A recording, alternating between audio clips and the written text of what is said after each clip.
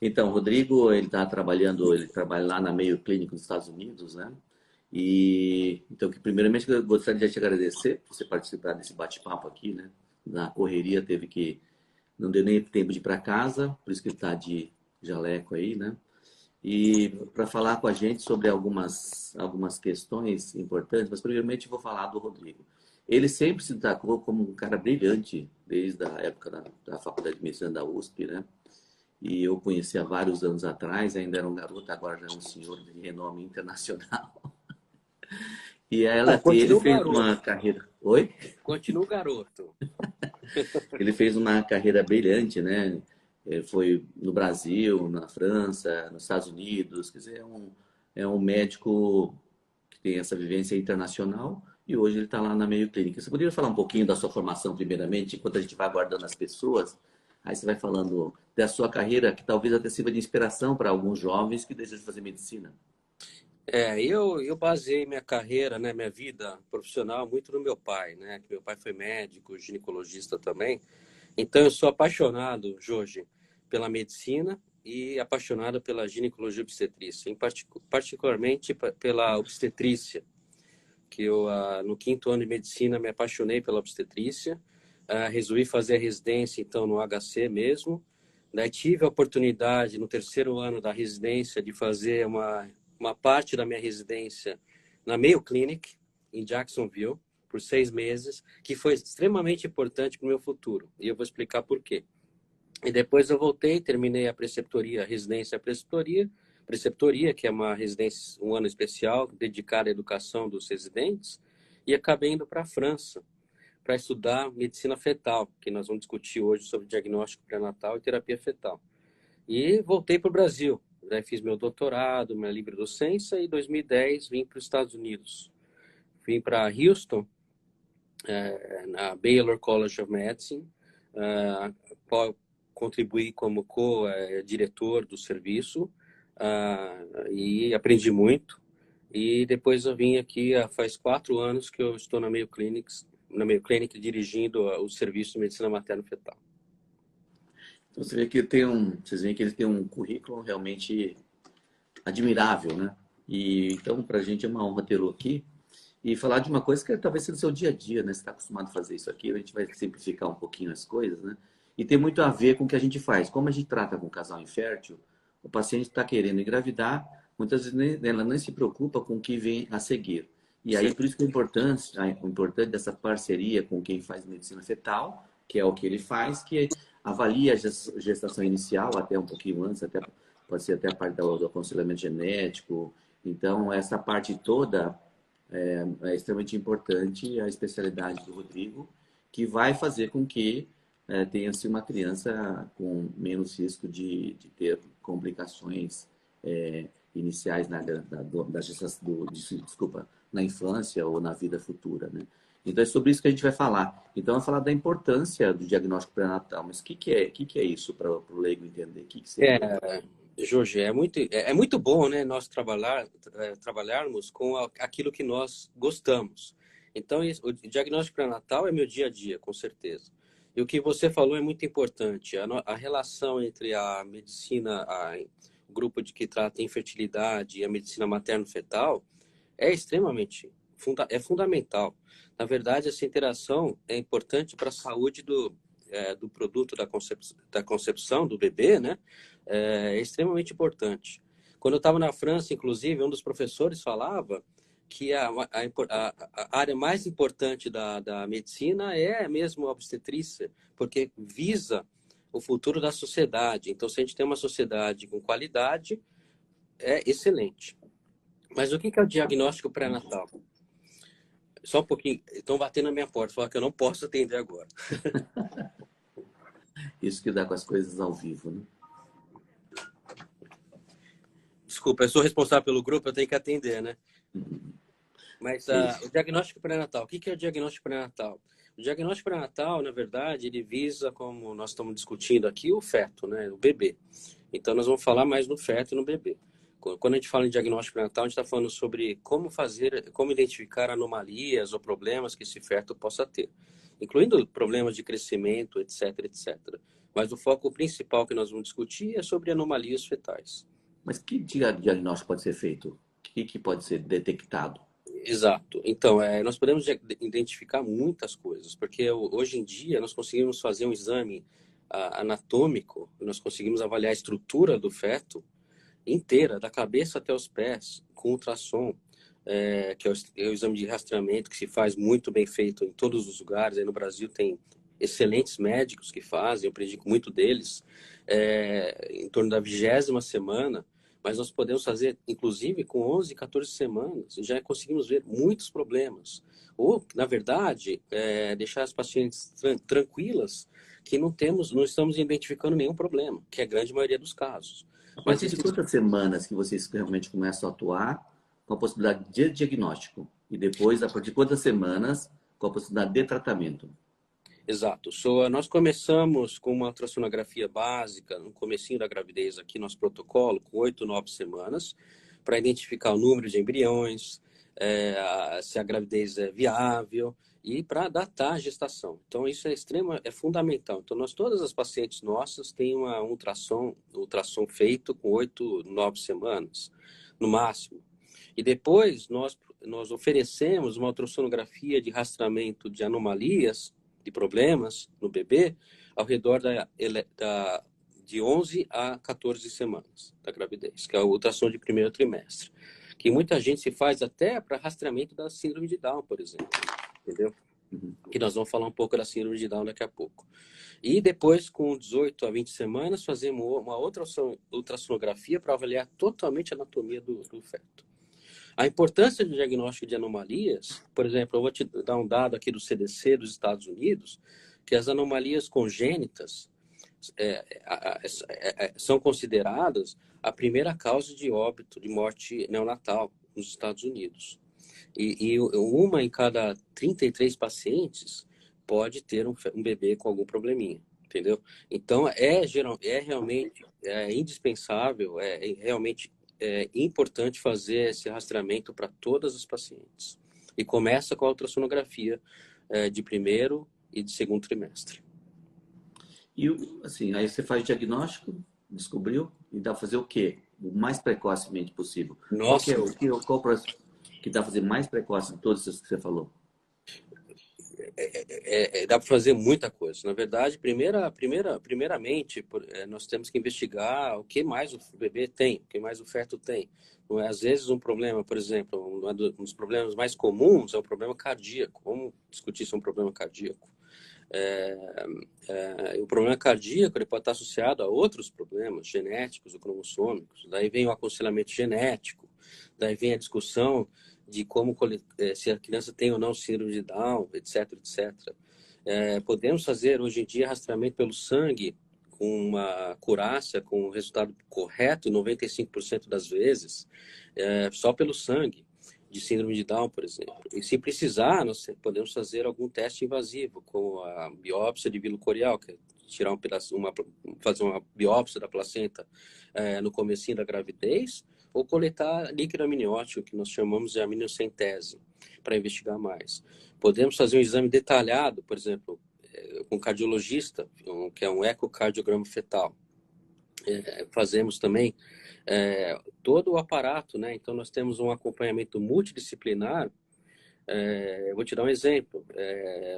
Outro dia, recentemente, fizemos um diagnóstico com 10 semanas, 11 semanas de gravidez, um bebê tinha uma bexiga grande. Então, uma bexiga distendida porque tinha uma obstrução na uretra, que é uma das especialidades que eu faço.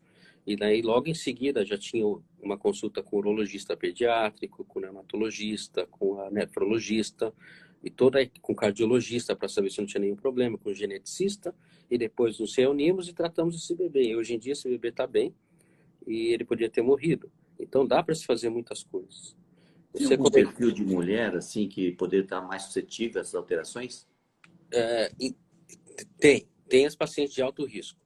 Nós recomendamos a ultrassonografia morfológica, que chamamos aí no Brasil, que avalia 18 a 20 semanas, 11 a 14 semanas, primeiro e segundo trimestre, para todas as pacientes. Porque, como eu disse, 1 em 33 mulheres pode apresentar um problema, que pode ser nada. Na maioria das vezes, graças a Deus, não é nada e nem precisa de tratamento. É só um acompanhamento correto pré-natal, planejamento do parto e o tratamento, o segmento pós-natal. Raramente precisamos fazer um tratamento intraútero, que é a minha especialidade. Mas existem pacientes de alto risco. Por exemplo, aquelas que já tiveram bebê com problema cardíaco ou aquelas que têm problema cardíaco congênito, que nasceram com problema cardíaco, claro que aumenta a chance, então com isso nós temos que fazer um rastreamento mais detalhado. Pacientes com diabetes, por exemplo. Diabetes aumenta o risco de problemas cardíacos, então fazemos uma ultrassonografia morfológica detalhada nesses pacientes, como faríamos para todos os pacientes, mas recomendamos também uma ecocardiografia fetal. E claro, o segmento pré-natal adequado. Pacientes com a idade materna, nós falamos de idade materna avançada, acima de 35 anos, porque aumenta o risco de doenças cromossômicas. Então, existe um grupo de risco que devemos fazer, sim. Até que ponto que a mulher infértil seria grupo de risco? Essa é uma boa pergunta. Existem discussões que a reprodução assistida ou a paciente infértil pode ter mais chance ou não de ter problemas, né? Porque talvez a infertilidade seja o fator, né? Causatório ou aumenta o risco. Então, é por isso que nessas pacientes devemos sim fazer o acompanhamento mais rigoroso. Mas será que seria por conta de ter um problema de infertilidade, que seria um fator de risco maior de ter que procurar fazer um acompanhamento da medicina fetal? Ou será que é porque as mulheres que engravidam geralmente têm mais de 35 anos? Aquelas mulheres que procuram hoje são as mulheres que têm mais de 35 anos, que procuram tratamento especializado, que é o nosso caso, tem mais de 35 anos. Será que é por causa disso teria maior risco e por conta disso seria aconselhável ter um aconselhamento genético? Até era bom você falar até que ponto que isso seria importante. Não, isso é importante. Nós fizemos um estudo, acho que foi publicado há muito tempo atrás, que nós coletamos os dados do CDC e mostra claramente que a idade materna e paterna, por exemplo, aumenta o risco de doenças não só cromossômicas, mas também doenças estruturais, como a hernia diafragmática, que é outro tema que eu estudo muito.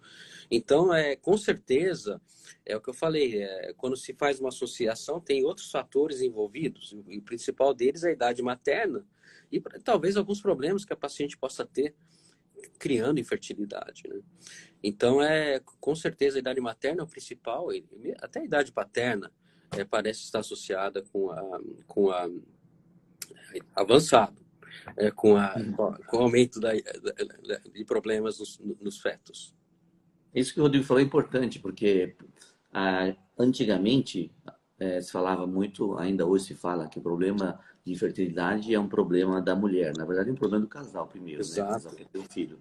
E que a culpa, entre aspas, era da mulher. Mas hoje se sabe que a idade paterna também é importante. E paterno não tão velho, não. Acima de 35 anos já começa a ter problemas. Assim como a mulher, o homem também. E o homem, quanto mais idade, logicamente, pode ter a possibilidade de ter filhos com problema também. Então, hoje, no Brasil, aceita-se a doação de espermatozoide no máximo com homem de 50 anos. Acima disso, não pode mais ser doador. Por quê? Porque diminui a taxa de gravidez e pode ter outros problemas relacionados à questão da doença que pode vir por conta da genética. Então, diferentemente do que pensava antigamente, hoje a gente sabe que o homem tem sua importância na infertilidade do casal. Isso é uma coisa que vem acontecer. E falar nisso, o que se observa mais quando o homem mais velho? O que você, em termos de medicina fetal, o que mais aparece em relação à idade? Olha, não se fala muito, né, Jorge, sobre isso, né? Você te deixei na saia curta. Nós somos ginecologistas obstetras, mas todo mundo foca na mulher, né? E o que você falou é verdade, o problema é do casal, mas o que a gente vê muito é doenças esqueléticas, né? Displasias esqueléticas, que são mais raras ainda, né? E, por exemplo, a gondroplasia, né? Fetos pequenos, né? Crianças pequenas, nanismo, né?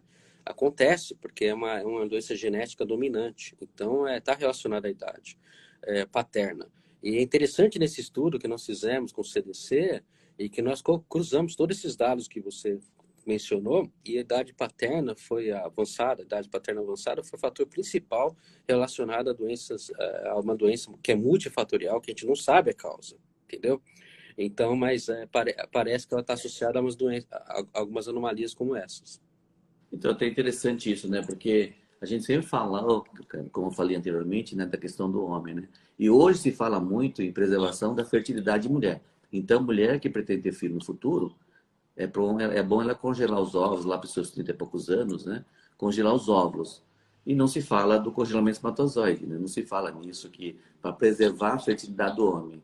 Se acontecer como tem uma previsão de que os homens, de maneira geral, vão viver muito mais, quem sabe o homem chega aos 80, 90 anos porque tem um filho. Se ele tiver o espermatozoide congelado mais precocemente, talvez fosse o caso de ter mais sucesso e menos problemas futuros também. Mas é uma coisa que a gente não fala em reprodução humana, o que é interessante, nós estamos sendo deixados de lado nesse aspecto. Né? O que se fala aqui é quando o homem tem um câncer, ou o menino tem um câncer, né? Então, Se isso fala. sim, né? Daí se faz. Essa questão da preservação da fertilidade com câncer, isso é uma técnica que já existe há muito, muito tempo, e isso é o que a gente faz rotineiramente. Agora, falar de preservação da fertilidade do homem, assim, intencionalmente, né? Isso não se fala, né? E é uma coisa que talvez daqui a uns anos possa virar a se falar, quando o homem for viver muito mais anos, né? E o que E, nós esperamos, né? aí depois uma coisa importante, né? Você faz diagnóstico e faz o tratamento, né? Aí que está a sua maior expertise, né? O que que você tem feito? O que é que tem de novidade? Principalmente que você está no centro de referência mundial, que a gente sabe que você é um cara que é respeitado tanto pela parte acadêmica como também pela parte clínica também, né? Então, o que vocês têm feito aí no centro de referência nos Estados Unidos? Olha, nós temos feito muita coisa, Jorge. Tanto é que hoje mesmo eu fiz uma paciente, eu fiz uma cirurgia com 16 semanas. 16 semanas de gestação gemelar com síndrome da transfusão feto-fetal, em que nós temos uma placenta única. Então as pacientes ficam felizes, né, quando tem gêmeos idênticos, mas daí vem todos os problemas que podem ter. E um deles é que às vezes um feto tem mais sangue que o outro, e daí essa situação leva a uma complicação grande que os dois fetos podem morrer em 80% das vezes. Então nós tivemos que fazer correndo porque um dos fetos não estava bem. E graças a Deus deu certo. Então nós começamos com 16 semanas já tratando a maioria das gestações e vamos até o final. Então nós fazemos para síndrome do transfusor feto-fetal, do gemelar, monocoriônica, que é uma placenta só. Como que Fazemos faz isso? Porque a pessoa que está assistindo aqui, a maioria tem alguns médicos, mas tem a maioria não é. Como que faz? Faz um furo aonde? Como que exato. funciona? Só para ter uma ideia, assim, vou dar uma ideia para as pessoas. Não, é exato. Nós fazemos hoje em dia esse procedimento, dura mais ou menos 30, 40 minutos, né? O procedimento em si, usamos laser, o laser dura apenas 2, 3 minutos, laser no máximo, mas nós fazemos uma anestesia local na barriga da paciente, distante da placenta, introduzimos um telescópio, que é uma câmera pequenininha de 2 milímetros, entendeu? E daí nós identificamos vasos na placenta, as conexões dos vasos e seletivamente cauterizamos cada vasinho que conecta um feto para o outro. E daí fazemos uma linha para separar a placenta funcionalmente. A gente não corta a placenta, mas deixa uma placenta independente da outra. E assim melhora muito a chance da sobrevida desses bebês, de 20% sem o tratamento para 80%, 90%. Então, hoje em dia, nós temos resultado muito, muito, muito bom com isso. E o que mais você faz além disso? Conta pra gente. A segunda maior cirurgia mais frequente que nós fazemos é a espina bífida. Fazemos a espina bífida quando o bebê tem um problema. Jorge, dá para a gente conversar aqui por horas e horas, porque Eu sei.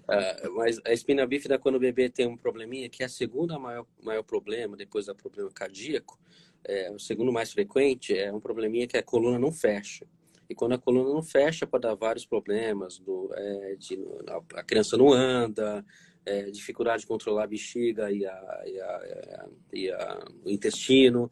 Mas o mais importante é que pode dar hidrocefalia grave, que é líquido na cabeça. Então, foi provado que se você fechar antes do bebê nascer, o cérebro volta ao normal, estrutura normal, nós temos até publicações sobre isso, e daí previne o líquido na cabeça, então hidrocefalia. Fazemos essa esse tratamento com 22 a 26 semanas. Tem dois tipos de jeito, de modo que fazemos. Ou a gente abre o útero 2, 3 centímetros, 2 dedos, e expomos as costas do bebê e o neurocirurgião faz a cirurgia. Ou colocamos 3 telescópios pequenininhos e fazemos o tratamento igual. Mas Esse como é, que ele vai operar lá dentro da barriga? Conta pra gente como. A maioria que está assistindo aqui é leigo, né? essa cirurgia nós temos que abrir, fazer uma abertura na barriga da paciente, como se fosse uma cesariana, mas um pouco mais ampla, bem baixa. Elas podem usar biquíni hoje, se elas quiserem, entendeu? É bem baixa, e daí nós podemos expor né, nós colocamos o útero um pouquinho para fora, usamos ultrassom, é bem complicado, mas daí a gente identifica uma região segura, distante da placenta, e colocamos o bebê próximo do útero, e daí só abrimos um pouquinho, e daí o neurocirurgião faz o fechamento exatamente igual faria depois que o bebê nascer, e depois fechamos o útero e colocamos o líquido. Daí nós cuidamos dessa gestação, que é uma gestação de alto risco, claro, e fazemos o parto, se Deus quiser, com 37 semanas de termo. Né? E que mais? Quais outros procedimentos que são mais comuns? Fazemos muito, né? Nós fazemos, outra coisa que nós fazemos também é para bexiga obstruída, que acomete bebês, que tem meninos, né? Que tem uretra, os meninos têm uretra maior, que uretra é o canalzinho que sai da bexiga para fora, e daí é um pouquinho maior no menino que na menina, né? Por causa do pipi, do pênis. E daí, às vezes, esses bebês têm obstrução, e daí isso causa um problema gravíssimo. A bexiga fica cheia de líquido, essa urina volta para os rins, praticamente destrói os rins, e essas crianças vão ter que ter diálise ou transplante renal. Mas o pior de tudo é que daí a urina, na verdade, não sei se as pessoas sabem, a urina é responsável pelo líquido amniótico, o líquido que está em volta do bebê. Então, a urina do bebê, do feto, é o líquido amniótico. E se o bebê não urina mais, não vai ter líquido amniótico. Então, o que acontece? O líquido amniótico é importantíssimo para o desenvolvimento do pulmão. E essas crianças, elas morrem, Jorge, se tiver uma obstrução completa, antes da 24ª semana, esses meninos não conseguem sobreviver porque os pulmões não funcionam. Então, nosso tratamento, ou a gente coloca um cateterzinho dentro da bexiga e o líquido amniótico, a cavidade amniótica, a gente bypass, a gente passa por cima da obstrução, ou eu coloco um telescópio bem pequenininho dentro da bexiga e vejo o probleminha e abro, faço um furinho com laser. E daí a criança começa a urinar. E daí começa a voltar o líquido e o rim desobstrui. E daí nós tentamos evitar o óbito e tentamos evitar as complicações relacionadas ao transplante, diálise renal. Como que está o estágio da cirurgia fetal nos Estados Unidos? É uma coisa bem divulgada, tem em qualquer cidadezinha, ou é só própria de um centro como a Mayo Clinic é uma referência? Não. A cirurgia fetal, boa pergunta. A cirurgia fetal nos Estados Unidos foi considerada já o standard of care. O que significa isso? É uma especialidade, subespecialidade, e é uma cirurgia reconhecida, não é mais experimental. Mas você tem que ter centros dedicados que possam qualificar para isso, porque é uma cirurgia de alta complexidade. Então, existem 8, 7 centros nos Estados Unidos capazes de oferecer todos os procedimentos fetais. E nós temos essa condição.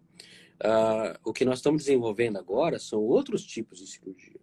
E nós estamos trabalhando muito em parceria com um grupo de cirurgia cardiovascular.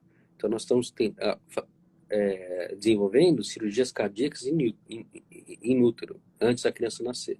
Podemos dilatar as válvulas, já, isso é feito, já fizemos, mas nós estamos desenvolvendo cirurgias, inclusive abertas, para expondo o coração do feto, e daí nós podemos fazer a cirurgia e melhorar a sobrevida ou qualidade de vida dessas crianças. Então, pelo jeito, assim, mesmo nos Estados Unidos, 7, 8 centros é bem pouco para um país tão grande, né, e tão rico, né? Então, imagino que aqui no Brasil não deva ter tantos centros também assim, né? Imagino, então, que deve ter bons centros aqui, mas tem bons centros nos Estados Unidos e, às vezes, tem uma preferência da paciente fazer aqui ou fazer preferência aí nos Estados Unidos, né? E é comum você ter paciente indo daqui para aí? Olha, não é o mais comum, né? Mas eu tenho pacientes. Porque existem mesmo médicos bons no Brasil, né? Mas eu tenho sim algumas pacientes que vêm de outros lugares, do Brasil, na América do Sul, até da Europa, que interessantemente tem sim médicos bons na Europa, etc, etc. Eu acho que é muito voltado a equipe, ao que pode se oferecer não somente no útero, mas também pós-natal. O que nós reforçamos aqui é a importância de um grupo multidisciplinar, que começa desde o primeiro diagnóstico, e volta na importância do diagnóstico, e daí a gente faz o planejamento de toda a gravidez e também do pós-natal dessas crianças. Quer dizer, quando a criança nascer, já tem um segmento planejado. Então, vou dar exemplo da espina bífida. Nós temos o que nós chamamos de spina bífida clínica, clínica especializada para crianças com espina bífida. Então, assim que nós fazemos já a inclusão dessas crianças antes do nascimento. Então, quando elas nascem, Jorge, elas já estão sendo avaliadas pelo grupo. Então, isso é muito bacana. Então, eu acho que isso é importante, assim, que realmente fazer um centro de medicina fetal exige, como você falou, tem que ser multidisciplinar. Então, tem excelentes profissionais de várias áreas, né? Você falou cirurgião, cirurgião cardíaco, neurocirurgião, quer dizer, por isso que só tem em grandes centros isso. Então, a nível mundial, você está num centro de referência, né? Que hoje recebe gente do mundo todo, né? E no Brasil acaba em São Paulo recebendo também pacientes de vários lugares que vêm para um centro de referência, que no São Paulo tem gente que faz medicina fetal muito bem também, né? E é uma tendência realmente das pacientes se locomoverem para o local onde é o centro de referência, né? Até antigamente, quando eu fui para os Estados Unidos, há milhões de anos atrás, fazer reprodução humana, as pessoas se locomoviam do mundo todo para ir para os Estados Unidos para fazer fertilização in vitro. Hoje não. Hoje aqui no Brasil tem várias cidades que fazem fertilização in vitro. Talvez por conta disso, que é muito mais fácil você encontrar um médico que faz fertilização in vitro do que um médico que faz medicina fetal na sua amplitude. Por quê? Porque depende, não que o médico seja capaz, é porque depende de outras tecnologias ao redor. Então, imagine que por causa disso que o centro de referência é importante, né? E talvez por causa disso também seria importante você falar, assim, quais outros procedimentos podem ser feitos com a tecnologia, né? O que é que se tem feito de mais frequente, você falou. Agora, o que é que pode ser feito e o que é que poderá ser feito no futuro, de acordo com as pesquisas que você vem fazendo. Bom, eu tenho um sonho, né, Jorge? Meu sonho é fazer com que as crianças nasçam mais saudáveis, entendeu? Hoje em dia nós progredimos muito, mas meu sonho é realmente que a gente faça que nem a espina bífida é um grande exemplo. As crianças nascem já com a coluna fechada, elas nem vão mais para a UTI na Natal. Eu gostaria de fazer isso para outras doenças. Então, nós estamos estudando a possibilidade de fazer cirurgias semelhantes ao que fazemos para a espina bífida para outras doenças. Porque, por exemplo, vou dar outro exemplo. Outra doença que fazemos muito, e eu comecei no Brasil, e eu acho, voltando ao que você falou, São Paulo é uma cidade que eu adoro, eu amo São Paulo, uma cidade fantástica, que eu devo muito a São Paulo, devo muito à Universidade de São Paulo, e a gente desenvolveu, por exemplo, muitas cirurgias lá. Uma delas é colocar um balãozinho na traqueia do feto quando tem hernia diafragmática, para crescer o pulmão. Então, nós aumentamos o tamanho do pulmão, que é a principal causa de óbito dessas crianças. Mas imagina se um dia a gente vai conseguir, eu acho que um dia nós vamos conseguir fazer mais que isso. Nós não vamos conseguir só aumentar o pulmão, nós vamos conseguir fazer com que as crianças nasçam com o pulmão bom e também nem precise de cirurgia pós-natal, ou talvez não precise de UTI no Natal, ou menos. Então, esse é meu sonho. É, bacana. Então, já chegamos aos 30 minutos, né? A ideia que é em 30 minutos a Já gente poder chegamos, a falar. gente vai falar por mais. É sexta-feira à tarde, todo mundo está em casa hoje por causa da quarentena, não é isso? Então, Exatamente. Mas, na verdade, a gente encerra em 30 minutos, mas quem quiser permanecer na sala fazendo perguntas, né? Na medida do possível, a gente pode responder alguma pergunta aqui, né? É que, na verdade, não dá para a gente ficar olhando as perguntas e também eu não tenho tanta prática de entrevistar e olhar as perguntas, né? Então, eu tenho certeza que o Rodrigo, ele pode depois responder as perguntas técnicas e interagir com vocês, mas de qualquer forma, a gente não vai ficar triste se alguém sair agora, que deve ter algum compromisso, mas a gente pode continuar falando um pouquinho mais, né? E falar da experiência do Rodrigo, que é bastante grande, até e também a questão da formação acadêmica do Rodrigo, que realmente é impressionante como que ele conseguiu estar em tantos lugares, né? E fazer tanta coisa, né? Então, eu queria que o Rodrigo ficasse bem à vontade de falar o que você quiser falar, o que você achar que é importante, Já que você você está me fala para dando a essa gente. liberdade aí, eu vou falar que assim, primeira coisa eu queria te parabenizar, que eu tenho visto teus vídeos, e eu acho que teus vídeos são muito bacanas, eles são muito educativos, é muito importante nessa fase que estamos vivendo, entendeu? Das dificuldades que estamos vivendo, e discutir outras coisas, eu acho que é realmente extremamente importante. Então, eu queria te parabenizar pelo teu trabalho, pela tua iniciativa e pela dinâmica. Você é um cara muito dinâmico, é muito legal ver isso, sabe? Essa energia forte que acaba contagiando milhares de milhas ou quilômetros longe de São Paulo. Então, parabéns e muito obrigado por esse convite. Eu estou aqui à disposição para falar, responder e fazer o que vocês quiserem. Para mim, aqui são apenas 5h30 da tarde, eu tenho tempo ainda para... Você está falando isso por causa do meu. Eu tô na terceira idade, já tenho 60 anos. Já. Não parece, viu? Então, eu tô mais que isolado aqui, não posso sair. Então, aí acaba que a gente acaba fazendo um monte de coisa aqui em casa, né? Eu tenho até falado, esses dias eu tenho feito bastante, estudando matéria junto com meu filho, que tem 11 anos de idade. Vai fazer 11 daqui uns dias, né? Então, o que eu mais tenho feito é isso. E acaba que a gente fica trabalhando, porque como eu tenho 3 clínicas de reprodução humana, eu acabo tomando conta de várias coisas burocráticas, organizando com os funcionários as coisas, então eu não fico parado totalmente. Mas aí, como eu estou aqui isolado, aí surgiu a ideia de fazer essa entrevista com pessoas interessantes que, graças a Deus, eu tive a oportunidade de conhecer excelentes pessoas, né, profissionais de ponta, tanto na minha vida acadêmica como depois no meu curso de pós-graduação, que foi formando um monte de gente que eu fico até honrado de ter como aluno. Uma boa parte deles eu estou entrevistando aqui e vou entrevistar também outros para mostrar que tem muita gente boa pelo Brasil afora, né? Literalmente até nos Estados Unidos, né? Então, que eu acho que merece ser divulgado, porque, na verdade, a gente, como médico técnico no qual eu me enquadro, né, que faz medicina, a gente não lida muito bem com essa coisa de internet, com essa coisa de comunicação, de mídia digital, essas coisas todas. Então é meio complicado a gente trabalhar com isso. Mas acho que é o que eu falo para os meus alunos de pós-graduação em produção humana. Eu falo assim, mas existe isso, não tem como fugir. O que você tem que fazer é fazer alguma coisa que esteja dentro do seu perfil. Não adianta você querer fazer uma coisa que não esteja dentro do seu perfil, né? Você tem a vida toda séria, né?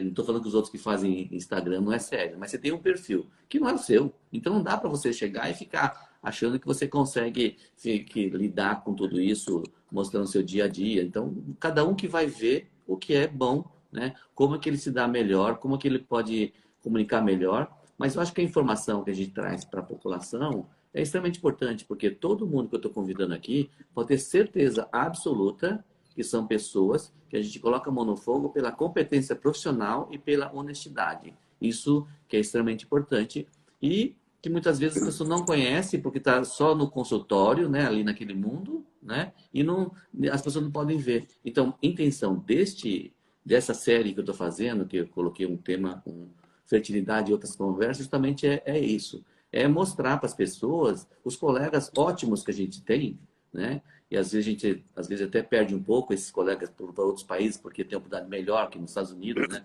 É muito mais, vamos dizer assim, não é que é fácil, né? Nos Estados Unidos o médico consegue fazer bastante coisa pela facilidade de tecnologia que ele tem em volta. Agora, em termos de competência médica, eu que estudei lá também, eu tenho certeza absoluta que o Brasil não perde nisso, em termos de Não, competência, em termos de capacidade e pelo criatividade. contrário. Uhum. Então, pelo contrário, porque a gente está acostumado a trabalhar com a diversidade, quando vai num lugar que tem fartura, né? Até consegue produzir mais, né? Hoje eu O posso que te dar você um acha? exemplo pessoal, entendeu? Quando eu tive um caso que eu fazia muita cirurgia da bexiga no Brasil, né? E daí os americanos se interessavam. E daí um deles vinha me visitar. E um caso que eu fiz era um caso diferente, que a uretra não estava completamente obstruída. Daí eu falei, meu Deus, o que eu vou fazer agora? Daí eu coloquei um catéterzinho dentro da uretra do bebê com 22, 23 semanas. Daí esse caso me favoreceu para ser convidado para Houston. Mas eu desenvolvi a técnica naquele momento, entendeu? Então a gente tem que lidar, às vezes, com as dificuldades e a medicina fica bonita quando a gente tem criatividade para desenvolver. O brasileiro tem criatividade. Então nós temos que dar palmas ao brasileiro, as universidades brasileiras são fantásticas, não tem mesmo o que falar. Até interessante, né, falando de criatividade, quando eu voltei aos Estados Unidos, né, fui para os Estados Unidos aprender laboratório de fertilização in vitro, porque naquela época, 89, 90, não tinha quem fizesse o laboratório. Então eu, como médico ginecologista, eu me propus ir para lá para fazer laboratório. Imagina eu, né, acostumado a operar cesárea, ter que mexer com tubo, com pipeta, né? Mas foi uma catástrofe inicial. Até treinar, não foi muito fácil aprender isso. Mas acabei aprendendo e depois também tive que criar, né? Por quê? Naquela época não tinha nem os meios de cultura que tem atualmente, que agora é industrializado. Naquela época não, né? Então tinha que se fazer um meio de cultura onde o embrião ia crescer. Isso era muito difícil. As coisas não eram disponíveis aqui. A incubadora, que eu me lembro na época, a incubadora que a gente usou lá na Faculdade de Medicina, na ginecologia, onde a gente fez o primeiro bebê de proveta, era uma incubadora nacional, né? Não vou falar marca, porque pode ser um merchan, não é isso, né? Mas era nacional, né? Agora, como que deu certo? Na segunda tentativa, a gente conseguiu fazer dar certo a gravidez, né? Até foi interessante naquela oportunidade, porque a gente, nossa, era bem assim, precário, né? E a gente fez a transferência de embriões na paciente, e a paciente fez o teste negativo. Ela voltou 2 meses depois, já estava, para fazer o ultrassom, estava grávida, né? Ela ficou chateada, porque depois que fez a transferência, não menstruou mais. O que eles fizeram comigo? Na verdade, estava grávida, né? E daí E ela ficou foi feliz então, depois. da questão da crise. Oi? 2 meses depois que ela veio, Depois porque ela depois ficou que feliz. fez a fertilização, não menstruou mais. O que fizeram com a minha menstruação? Fizeram neném com a menstruação dela. Foi muito interessante. Foi legal isso, né? Isso que a gente está falando da criatividade, né? A gente acaba improvisando e fazendo a coisa criativa. Naquela época era mais fácil. Hoje em dia, o Brasil também tem um monte de comitê de ética, todas essas coisas todas essas Não, regras, né? claro, tem que E ser tudo aqui tem que ser correto. assim, É. e tem que ser assim mesmo, né? Então, isso da criatividade a gente vai inventando, crescendo, e hoje, no Brasil, em termos assim, de rigidez em termos científicos, é bastante rígido, acaba tendo que se fazer tudo nos conformes. Estou ressaltando só a criatividade, não, não as pesquisas, né? Jorge, outro exemplo, eu patenteei uma agulha que eu desenvolvi com a USP, entendeu? Então é tudo claro, tem que ser a criatividade baseada na parte ética, acadêmica, é muito bom, é muito bom.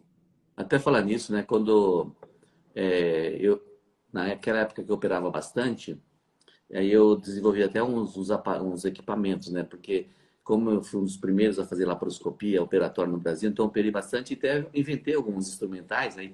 Quem vê no meu livro que eu publiquei em 2006, está lá umas pinças que eu andei inventando na época e coloquei no livro. Ai, nostalgia. Nossa, Não, nós mas estamos é aqui bom, falando. não é bom Oi? isso? Hã? Foi bacana e eu acho que a gente está falando aqui da criatividade, realmente é uma coisa que o brasileiro, né, acaba tendo bastante. Aí o pessoal fala que esse japonês está falando que é brasileiro, né? Esse japonês de 60 anos falando que é brasileiro. Na verdade, meu avô veio para o Brasil já há mais de 100 anos, praticamente. Não sei, foi antes da Primeira Guerra Mundial. Meu pai tem 93 anos e nasceu no Brasil.